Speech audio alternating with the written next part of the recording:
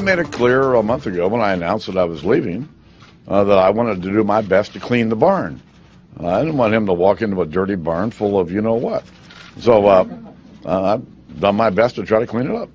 To outgoing Speaker John Boehner, cleaning it up means a new budget deal that would raise the debt ceiling and increase spending.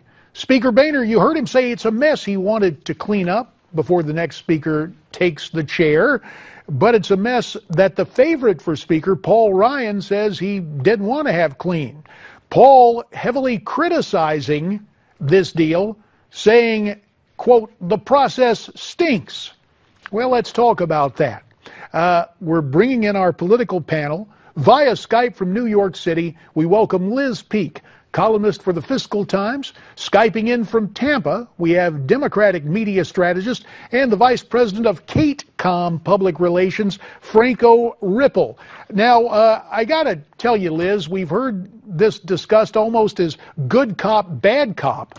I think it's more like political kabuki theater. Is Paul Ryan really all that upset with John Boehner cleaning this out of the way for him? I don't think he's at all upset with the actual deal that was done. I think what he's upset about is the process through which this deal was arrived at. A lot of the conversation with the Freedom Caucus in the House has really had less to do with the substance of legislation that's gotten through and more to do with the process, the fact that they felt their voices weren't heard, they weren't consulted, etc. And I think that basically what Paul Ryan is saying here is that this is another closed-door session, that was sort of presented to the membership as an up or down vote, and he was basically decrying that. And Boehner actually agreed with him. He didn't like the process either. All right, so they hate the process, but the deal is, Franco Ripple, you guys on the left have to love it. The president wins again.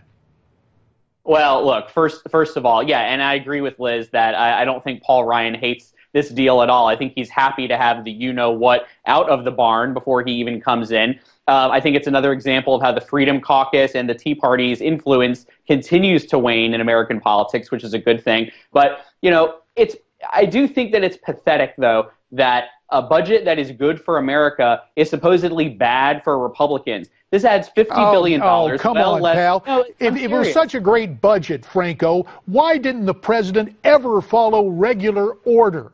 Why is it always this last-minute thing? You know why, to spend more and more and more, and you can't package this up as something that's good for the American people with the huge debt we're confronting. I appreciate the point, but it just doesn't square with reality. Democrats have never been the ones who have been the obstructionists who have been trying to block. No, you guys just want to break the bank literally. No, not obstructionist at all. We're not going to solve this problem. Let's move from the House to the White House. Donald Trump taking to Twitter after the new New York Times CBS poll shows the Donald in second place. Here's his tweet.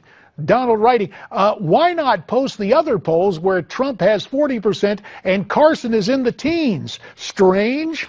Well, Liz Peek, how strange is it? Are Trump and Dr. Carson friends or foes?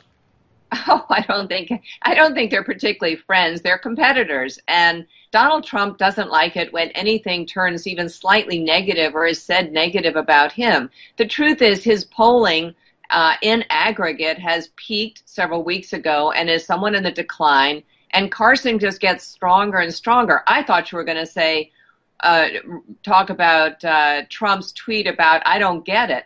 Well, I don't think you can build a campaign on insulting everyone, obviously not paying heed to Reagan's famous 11th commandment about not saying anything ill about Republicans. Donald Trump has done nothing but criticize and really be harsh about everyone else in the race. And let me get the point of view of our friend on the left. Now, Franco, you got to love it when Republicans attack each other. But with 30 seconds remaining, if you were going to advise Ben Carson on how to deal with Donald Trump, can the doctor really avoid getting in the pit? Well, look, if you're going to lead in the polls, the person who usually stays above the fray and looks the most presidential, much like Hillary Clinton did at the Benghazi hearings, that's the person who ends up winning in the end. So I would say stay above the fray. But the most important tweet to me that Trump had was when he said that Ben Carson says Medicare isn't working and that it is working. Yeah, so is the Affordable Care Act. Put that in your fight. You have done your job to to raise the banner of the left. Franco Ripple and Liz Peek, our thanks to you both. Now this programming reminder, Sarah Palin joins Newsmax TV's all-star post-debate show tomorrow night. It also features Dick Morris, John Zogby, Michael Reagan, Craig Shirley. Heck, you'll see me too. Get the best analysis of tomorrow night's debate, and that discussion could prove to be one of the most important sessions of the primary season. Plus, don't forget to vote in our instant online poll and tell us who won the debate. And we hope you can join us tomorrow night, starting around about 10 p.m. Eastern, for our post-debate coverage. When we come back, the battle on the border. Jessica Vaughn has some thoughts for us. That's next.